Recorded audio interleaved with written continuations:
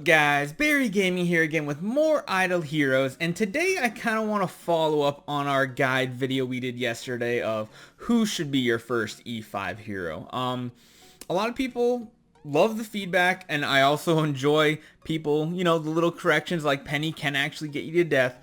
Things like that, things I'm just not aware of because I never got to experience them in certain situations. So thank you very much for all those notes. Hopefully, if you have any questions, guys, even read through all the comments in that last video. You'll get a little bit more expertise, a little bit more knowledge that I could not provide as well. So thank you everybody leaving those comments. Keep dropping more if you have more information, or if you think my info is a little bit off for how good they are in certain areas of the game. But today I wanted to follow up with that and go to how to actually get your first E5 hero.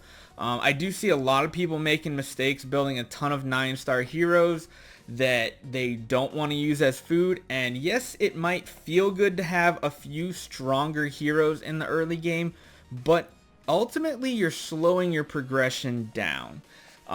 Really, those heroes aren't going to do anything for you compared to having, even just between an E3 hero and a couple 9 or 10 stars versus one E5 hero and no other real 9 or 10 stars besides maybe your support heroes. But today I kind of want to show you some examples.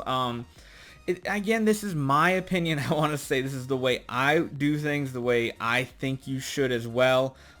I feel like it's right, but again, if you think if you think differently, if you think I'm saying something wrong, just drop a comment below. Make sure everybody's respectful to each other as well.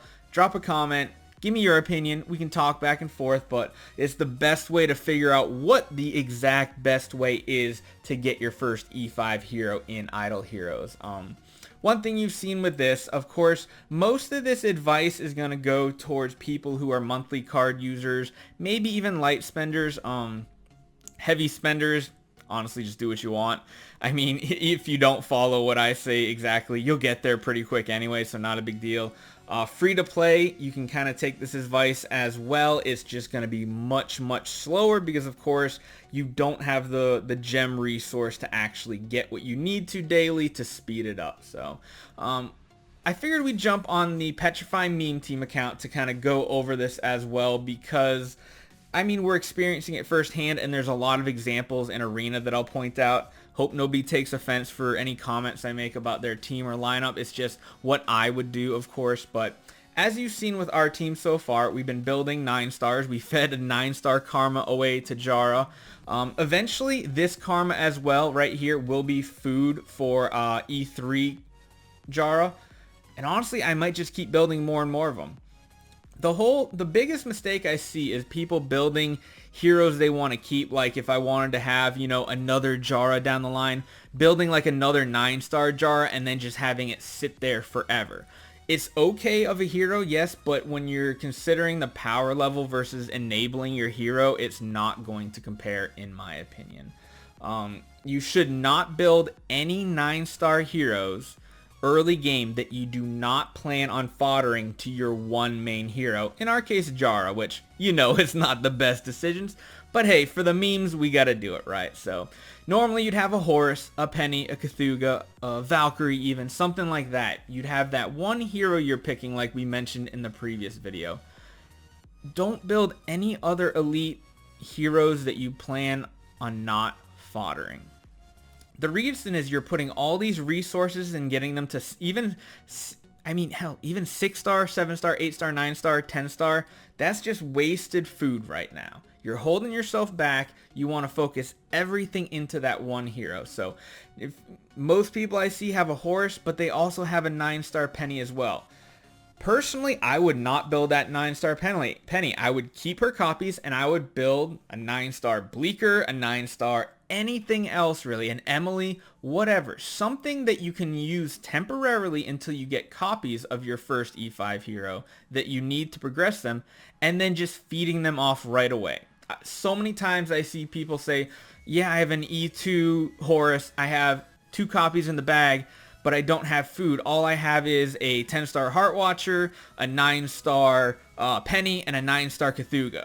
you're killing yourself. You want to know why? Because you could have already enabled your Horus further, gotten further in Sealand, and gotten more 4-star fodder, which would then make you in turn be able to build more heroes for food. Sealand is so important because that's where the majority of your food will come in the game. Prophet Orbs are amazing. If you are a monthly card user, please buy Prophet Orbs in the early game. Prophet Orbs and Wishing Coins are two of the best things you can get. You always need resources, and you need those Prophet Orbs for both food and chances at hero swaps in the branches. So please don't do that. I'll kind of show you a couple examples here. Again, please, if I point you out, please don't take offense. I mean, an account like this is definitely not going to follow this advice because they're investing a lot into this account. Again, it's fine. 6 stars are fine to have. They're not really over-investing. Maybe investing a little too much in Sigmund, but you're already at E4, so it's not a huge deal. Let's poke around a little bit. Right here is kind of one of the big examples I say. Building Vesa and building Dantalion is not a bad idea because they can be used as food for Garuda as you get copies. Horus, unless you're planning on doing a swap and you just all of a sudden got Horus copies, building this 9-star Shadow, in my opinion, is a very bad idea. You should have... If it was me, I would have built a random 9-star Shadow hero, use them temporarily, because honestly, PvP doesn't really matter. If you have this much invested already, you're going to win anyway. But yeah, because now if you get to the point where you get a Garuda copy, and you don't have a 9-star you want to feed off, granted you can do Vesa, but if you get 1 or 2 copies, you're sitting there waiting where you could have enabled the hero further up, and instead just sitting on a decent 9-star hero. But yeah, things like that is where I would have built a different Shadow hero to 9-star, dedicated to be food early game until you get that first E5. This one's not bad because again, you have a 9-star, 9-star Vesa. She can be turned into a 10-star Vesa and fed off to Garuda like that. Nothing easy. Not over investing in anything else. Again, another really good example, Dantalion. He's okay early game. You can use him in the interim. You can use him temporarily and eventually feed him off. So a lot of these teams are doing it the way I feel is good. That's a good example as well.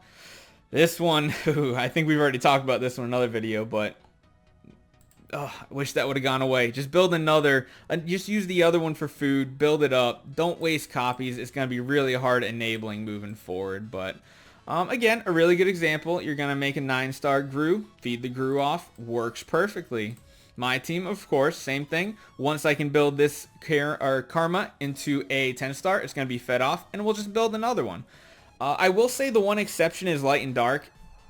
If you have the Dark fodder to enable, or not enable, but to keep leveling up your Light or Dark heroes early game, go ahead, put the heroes into them, get them up to like a 9-star. Don't take them to 10-star because you don't want to waste your food making a mediocre hero instead of getting your first one E5. But yeah, like me, whenever I get 4 extra Dark 5-stars, I'll make this a 7-star and then 8-star and so on and so forth as I get the materials I need, because you are never going to feed off a light or dark hero to a non-light dark hero faction. So that's always safe to do as well.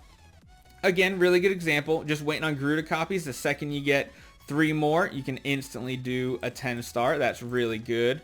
Even this one's not a bad idea. Early game, if you have a lot of food but you just can't get the copies you need, something like this is good. Bade and Queen can do decent early game, but the second you get your Garuda copies, you have no worry or doubt that you're getting rid of a hero you're going to regret later. You can instantly feed either one of them to make that one 10-star, E1, so on and so forth. And again, Light and Dark, this is perfectly fine because you're never going to use Light and Dark for food anyway, so just build them as you get copies. So that is also another really good account. Here again, building Valkyrie, main carry. Eventually, when you get another Valk, just feed the bait off immediately. You don't have to worry about...